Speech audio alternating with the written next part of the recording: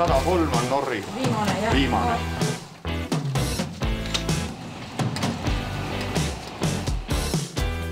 No millal ei peaks üleüldse EMO-sse tulema, sest palju räägitakse sellest, et inimesed tulevad nii väikeste muredega, väikeste hädadega. Mis on see olukord, kus ei ole vaja kindlalt tulla? No neid olukordi, kui kindlalt ei ole vaja tulla, on ikkagi väga-väga palju, sest 2017 aastal Riigikontrolli audit, mis analüüsis siis haigete pöördumist EMO-sse, tehti 2010 ja 2017 need auditid. Ja siis selle auditi kohaselt selgus, et nii-öelda põhjendamatut pöördumiste arv oli veel selle 7 aastaga tõusnud veel 13%. Ja siis selle auditi hinnangul vähemalt regionaalhaigla EMO-s on kuskil 55% kõikidest pöördujatest ei peaks üldse pöörduma EMO-desse.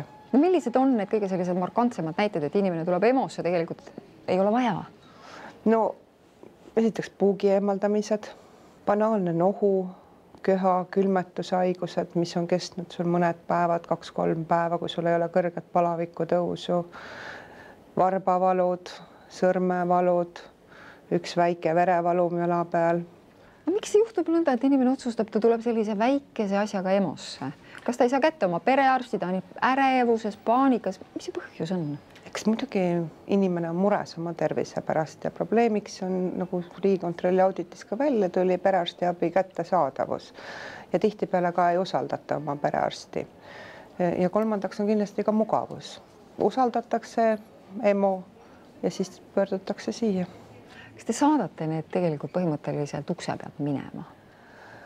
Me tegelikult need ukse pealt minema päris ei saa saata, sellepärast, et meile tuleb ka väga palju kaebusi sellepärast, kui inimesed on ära saadetud ja kõik patsiendid, kes pöörduvad EMO-sse, siis nendele vormistatakse visiit, tehakse triaažiõe ülevaatus, mõõdetakse elulised parameetrid, määratakse triaaži kategooria ja neid triaaži kategooriaid on meil siis erinevad värvid.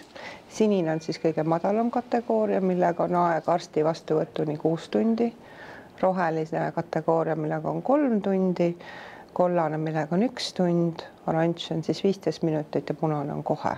Ja probleemiks ongi see, et kui nii palju inimesi mitte EMO-sse kuuluvaid inimesi tuleb, sest siis pikenevad meil ka triaaži järjekorrad ehk see järjekord, millal patsient jõuab üle vaadatud õe poolt, kes suudaks hinnata tema aegkriitilisust ja mida see Riigikontrolli audit ka välja tõi, näitab seda, et kuna pöördumisi on nii palju, siis võib osad patsiendid, kes tõesti vajavad EMO, võivad sattuda eluohtlikku olukorda seetõttu, et nad ei jõua isegi triaaži vastuvõtule piisavalt kiiresti.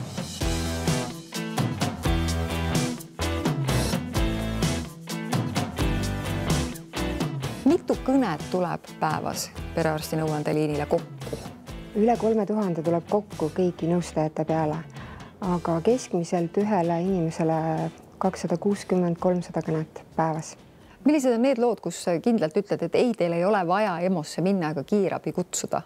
No ikka päris palju on niisuguseid juhtumeid, sest et kuna ma ise olen kiirabitöötaja, siis ma tean seda niivõrd hästi, samamoodi on meie liinil tööl ju EMO töötajaid ja kõiki, et me juba saame sellest varem aru. Milliseid kõnesid praegu kõige rohkem tuleb? No praegu tuleb hästi palju just sellel teemal, et meditsiinilist nõustamist oleks vaja COVID-i haigetele just, et nad on üksinda kodus oma haigusega ja keegi peab neid aitama. Teinekord on vaja ka neile öelda, et kõik on hästi, et aega on veel, aga teinekord ka kiirabi kutsuda Päästeameti kaudu. Kas peakski niimoodi olema, et tegelikult äkki inimene, kui ta tunneb, et tal on halb ja ta mõtleb praeguses olukorras just, et kas ma kutsun kiirabi või lähen ise EMO-sse, siis pigem küsida teadjamalt inimeselt järgi? Ja see on hea mõte, et küsida meie käest, sest COVID on selline salakaval haigus, et inimesed ei tunne seda hingamispuudulikkust. Nad tunnevad lihtsalt nõrkust, et nad ei saa aru, kui neil on raske hingata. No millal sa ütled inimesele, kuidas ta kirjeldab oma olukorda, kui sa ütled, et kutsuge kohe kiirabi, et me ei peagi siin mingit pikka juttu ajama üldse?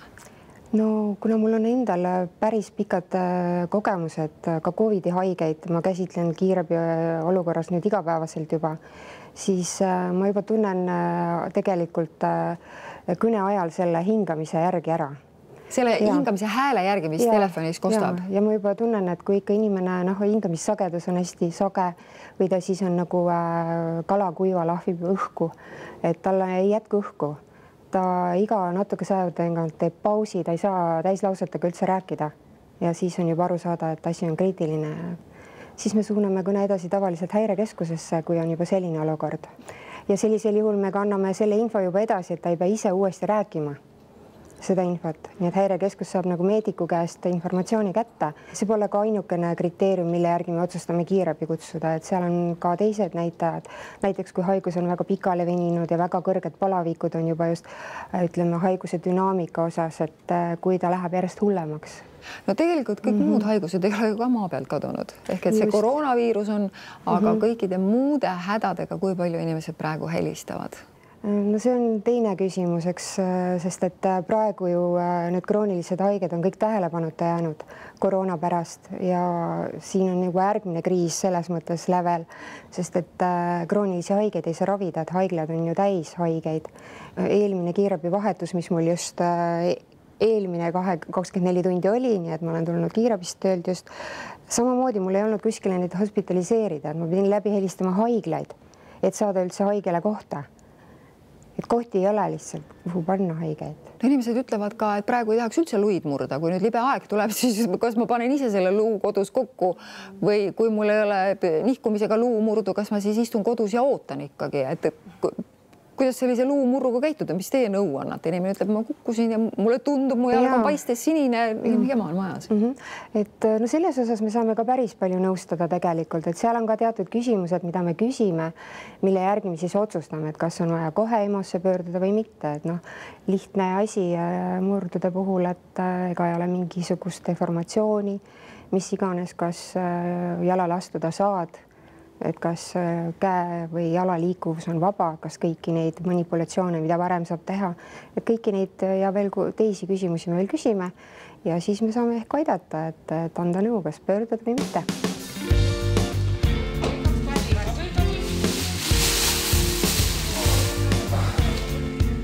Erakorralise meditsiini pöördumise hind on tegelikult riigile 4 korda kallim, kui on perearsti visiit. Me oleme kogu aeg suurendanud oma valvearstide mahtu, õdede mahtu, aga lihtsalt lõputult ei jätku personali ja niisugune nii-öelda meie jaoks kui EMO-arstide jaoks tühine töö tegelikult kohutavalt põletab erialaspetsialiste ka läbi, nii et keegi tegelikult ei soovi seda lihtsamat tööd teha. Mis on need olukorrad, inimene helistab ja tegelikult sa saad aru, et see ei ole nii kriitiline, aga inimene ise juba nii ärev sellest olukorrast, tal on juba nii halb? No ma vaatan, et kõnedele tuginedes siiski kõige parem asi on ausus ja kui sa inimesele räägid, et kas see saab olla seotud ärevusega hetkel, siis väga tihti patsient ütleb, et jaa, et see võibki nii olla. Ja siis, kui sa ta maha rahustad juba kõne ajal, ta rahuneb. Ärevushäireid on väga palju praegu loomulikult. Helistatakse nendega ka väga palju. Ja midagi ei ole teha, ärevus on ka haigus ju. Aga need samad krooniliste haigustega inimesed, kas sa saad retsepti ka pikendada näiteks, kui ta ütleb, et ma ei saa oma perearsti kätte või? Ja, et meie arstid saavad pikendada retsepte, neid, mida on eelnevalt välja kirjutatud, aga sinna ei kuulu siis psühhotroopsed ravimid ega antibiootikumid, et jah, me oleme teinekord, kui kogemata emal on läinud ümber see antibiootikumi pudel lapsele, et siis on küll arstid uue välja kirjutanud, et jätkata. Seda tehakse ainult laupäeval ja pühapäeval ja riiklikel pühadel. Kas neid vaimse tervisega hädas olijaid helistab ka praegu rohkem? Ikka, loomulikult. Meil on olnud kõnesid, kus on vaja kohe saata välja ka nii-öelda päästeamet, kui ikka inimene ütleb, et ta hüppab kohe aknast alla. Siis ja ta ei ole nõus ka oma aadressi avaldama. Samas ta jätkab kõnet. Ta ei taha lõpetada seda, järelikult ta tahab abi ikkagi. no inimene, kui tuleb EMO-sse, siis ta ütlebki, ma lähen EMO-sse, ta tegelikult ei tea seda, et mismoodi siin see siis käib. Kõige esimene asi ongi seesama triaažiõde, kes annab selle esialgse hinnangu. Mis siis edasi juhtub inimesega? Saab siis nii-öelda löögile, on siin olnud oodanud näiteks 2 tundi, saab löögile, mis siis saab? No 2 tundi ei olegi veel palju oodatud, et see veel ei põhjusta nii palju pahameelt, kui inimene oodanud oma sinise triaaži kategooriaga 4 tundi või siis selle rohelisega 3 tundi ja siis arst võtab anamneesi, vestleb patsiendiga, kuulab ta kaebused ära ja siis ütleb, et teie ravi on paratsetamool ja ibuprofeen ja siis edasi perearsti jälgimisele.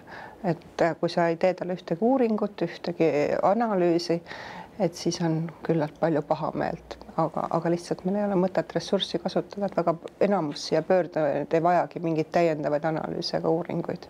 Et need kergemad pöördujad meil nii-öelda siia saali poole peale, kus meil on intensiivravisaal, jälgimissaal, jälgimispalatid ei jõuagi ja tihtipeale see põhjustab ka pahameelt, et öösel tundub, et need koridorid on kõik tühjad ja siis mingi personal lihtsalt jalutab edasi-tagasi ja siis me oleme saanud kaebus niimoodi, tööd ei olnud ju, üks inimene istus peale minu koridoris, et mis nad tegid sellel ajal, aga tegelikult siin seinte taga käib väga aktiivne toimetamine, töö, mida nii-öelda tavainimene ei adu.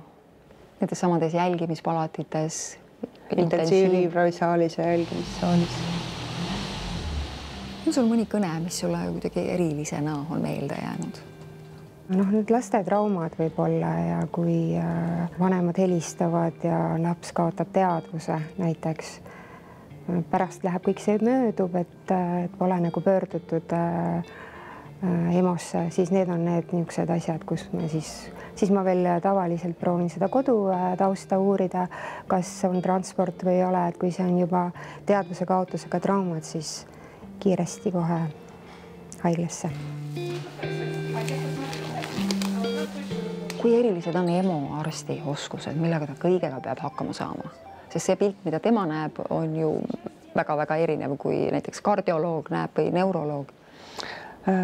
Sa pead kogu aeg haldama suurt pilti ja olema väga kiire. Kui väga kaua jääd mõtlema ühe asja üle, siis teine patsient jälle ei jõua õigel ajal nii-öelda arstini, et kiirus on meil väga oluline. No ma lõpetuseks küsiks, et millised on siis need olukorrad, kus ei peaks kahtlema kodus, et on vaja kiirabi kutsuda? Kindlasti sellised olukorrad, kui on äkki tekkinud tugev valurinnus, minestus, kus inimene kaotab teadvuse kodus, äkki tekkinud tugev peavalu, kehapoole nõrkus, halvatus, verejooksud, profuusne verejooks nii-öelda hingamisteedest, seedetraktist vere oksendamine, ägedalt tekkinud tugev kõhuvalu, mis ei allu valuvaigistitele ja loomulikult traumad, mille puhul kaasneb jäseme deformatsioon või suur haav, et need on kindlasti need. Siis kindlasti ei peaks mõtlema. Kas jätkub jõudu ka uurida pärast, et mis sellest inimesest sai, kui on sellised keerulisemad juhtumid? Tegelikult meile päris palju helistatakse tagasi, et tänulikud inimesed helistavad ja ütlevad, et nad said abi ja siis paluvad, et ühe või teisele nõustajale edasi öeldakse.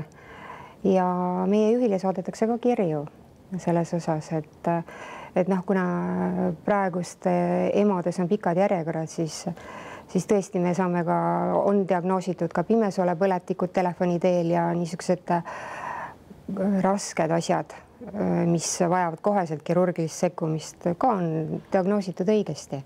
Inimesed on saanud abi.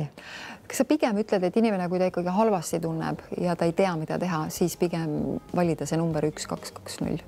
Kindlasti ja eriti just terviseprobleemidega. Ükskõik, kas need on psühholoogilist laadi või mis iganes sundmõtted või siis emad, isad lastega kodus tekib niisugune ärevus, sa ei tea täpselt, mida teha ja üldse inimesed nüüd ei saa ju pöörduda kuskile koheselt. Meile võib alati helistada.